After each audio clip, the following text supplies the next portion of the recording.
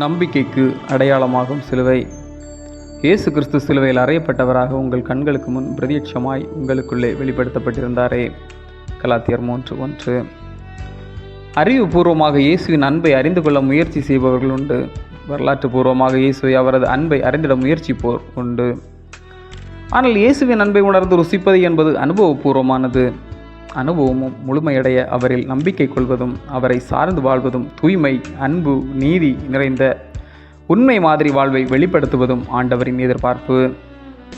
அவரில் நம்பிக்கை கொள்வோர் எத்தகைய சூழலிலும் நிலைத்து நிற்பர். சிலுவையை அடையாளமாக்கிக் கொள்வர். சிலுவை போன்ற அனுபவங்களிலும் ஆண்டவரை விடாது பற்றி கொள்வர். கலாத்தி திருச்சபை கிறிஸ்துவின் சிலுவையை பிடித்து கொண்டவர்களாய் மீட்புக்குள் கடந்து வந்தவர்கள், தெளிவான நற்செய்திக்கு செவி சாய்த்தவர்கள். ஆனால் யூத சமய பற்றுள்ள சிலர் அவர்களை நம்பிக்கை வாழ்விலிருந்து விலகச் செய்து மீண்டும் நியாயப்பிரமாணத்துக்குள் கட்டுவிக்க முயற்சி செய்தனர்.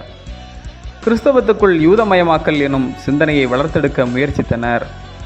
கிறிஸ்துவில் நம்பிக்கை கொள்வதால் மட்டும் மீட்பு முழுமையடைவதில்லை, மாறாக நியாயப்பிரமாணத்தின் கிரியைகளையும் கைக்கொள்ளுதல் வேண்டும் என்று போதித்தனர்.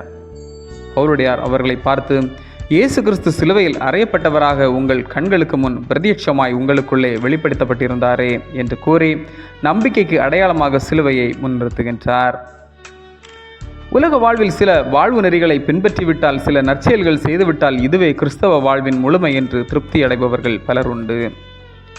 ஞானஸ்நானமும் திருவிருந்தும் எடுத்துவிட்டோமே என்றால் பரலோகம் சென்று விடுவேன் என்பாரும் உளர். குடும்பத்தில் செல்வம் சேர்ந்துவிட்டால், நன்மைகள் எதிர்பாராமல் வந்து சேர்ந்துவிட்டால் என் நற்செயலுக்கு கிடைத்த இறைவனின் ஆசீர்வாதம் என்றும் சொல்வாரும் உளர். ஆனால் இறுதி வரை நிலைநிற்பவரே மீட்பை முழுமையாக்கிக் கொள்வர்.